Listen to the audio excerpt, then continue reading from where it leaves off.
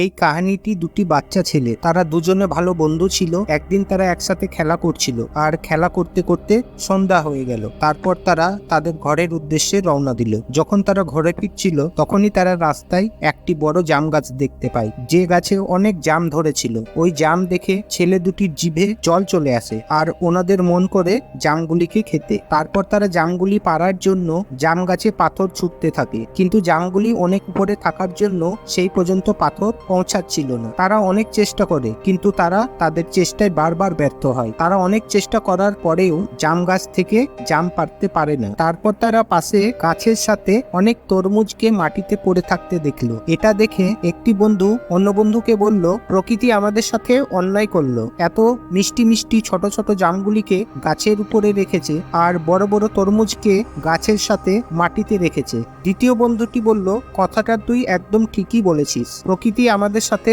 এটা ঠিক করেনি। আর যখনই দ্বিতীয় বন্ধুটি কথা বলছিল তখনই জাম গাছ থেকে একটি জামের থোকা তার মাথায় পড়ে আর তার মাথায় একটু লাগে। আর এটা দেখে প্রথম বন্ধুটি হাসতে লাগলো। তারপর প্রথম বন্ধুটি একটা কথা বুঝতে পারে যে আমরা ভুল ছিলাম, প্রকৃতি আমাদের সাথে যেটাই করেছে ও সবকিছু ঠিক আছে। কেননা এটা জামের বদলে যদি একটি তরমুজ তোর মাথায় পড়তো তাহলে তুই জীবিত থাকতিস না। এই জন্য প্রকৃতি আমাদের সাথে যেটাই করেছে সেটা ঠিকই করেছে, আর যেটা হচ্ছে সেটা আমাদের ভালোর জন্যই। এটা আলাদা ব্যাপার, আমরা ভালোটা দেখতে পাচ্ছি না, কিন্তু যেটা হচ্ছে তার মধ্যে কিছু না কিছু ভালো লুকিয়ে রয়েছে, শুধু আমরা সেটাকে দেখতে পাচ্ছি না। আমাদের প্রত্যেকের জীবনেই সমস্যা রয়েছে, আর আমরা ভাবি জীবন আমাদের সাথে এটা কেন করছে। যখন জীবন তোমাকে নিচের দিকে টেনে নামিয়ে দেয়, জীবন তোমাকে কষ্ট দেয়, তখন তুমি কি কখনো ভেবে দেখেছো কেন এটা করে? আমি একটি উদাহরণ দিতে চাইবো। এই উদাহরণটি তোমাকে জীবনের অনেক বড় শিক্ষা দেবে। এখানে দুটি বল রয়েছে এবং বল দুটি স্টিলের পাইপ দিয়ে আটকানো আছে,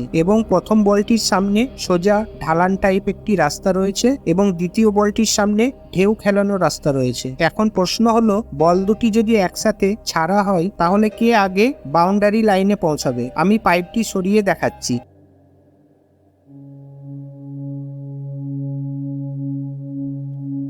তো ভিডিওটিতে দেখলে দ্বিতীয় বলটি প্রথম বলটির তুলনায় আগে বাউন্ডারি লাইনে পৌঁছে গেছে। এটা থেকে আমরা একটা শিক্ষা নিতে পারি যে জীবন যত জোরে নিচের দিকে ধাক্কা দেয় অতটা জোরেই তোমাকে সফলতার শীর্ষে পৌঁছায়। এটাও বলতে পারো, জীবন আমাদেরকে নিচে নামায় উপরে ওঠার জন্যই। বাঘ দু পা পিছনে যায়, এটার মানে এটা নয় যে সে ভয় পেয়ে পা পিছনে করছে। সে এটা করে কারণ সে দ্বিগুণ গতিতে তার শিকারের উপরে ঝাঁপিয়ে পড়ার জন্য। তো জীবন যদি তোমার সাথে কিছু ভুল করে তো হার না মেনে চলতে থাকো। যদি তুমি চলতে থাকো তাহলে দ্বিতীয় বলটির মতো একদিন না একদিন খুব তাড়াতাড়ি তোমার গন্তব্যে পৌঁছে যাবে। কিন্তু তুমি যদি হেরে থেমে যাও তাহলে তুমি অনেক নিচুতে চলে যাবে। তো জীবন যদি তোমাকে নিয়ে কিছু পরীক্ষা নিচ্ছে সেটা ঠিক আছে, কিন্তু যদি সবকিছু ঠিক থাকে তাহলে তুমি নিজেকে চ্যালেঞ্জ করো, কেননা যত বড় চ্যালেঞ্জ হবে সাকসেসও ততটাই বড় হবে। তো বন্ধুরা, আজকের ভিডিওটি এই পর্যন্ত। ভিডিওটি কেমন লাগলো কমেন্ট করে জানাবে, আর এই রকম পাওয়ারফুল মোটিভেশন ভিডিও পাওয়ার জন্য আমার চ্যানেলকে সাবস্ক্রাইব করে যাবে। Thank you for watching.